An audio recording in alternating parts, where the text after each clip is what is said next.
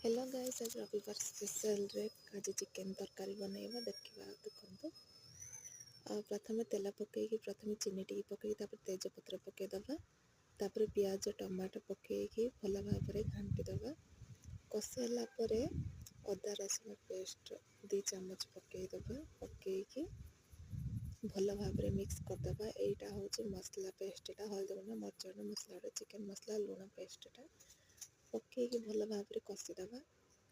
कषिला टिके पानी टिके देके टिके छाड़ीदबा टिके समय पर। तापर यहाँ हूँ पियाज टमाटो कंचा लंका धनिया पत्र पेस्ट ग्राइंडर कराई जाइए। भल भाव में मसलाटा को कषिदबा।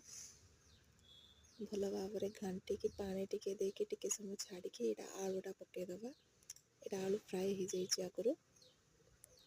फ्राए है आलूटा पकई भल भाव में घांटीदबा। घांटी देला टिके पानी देके टिके समय छाड़ीदबा। टिके सेटा मसलाटा को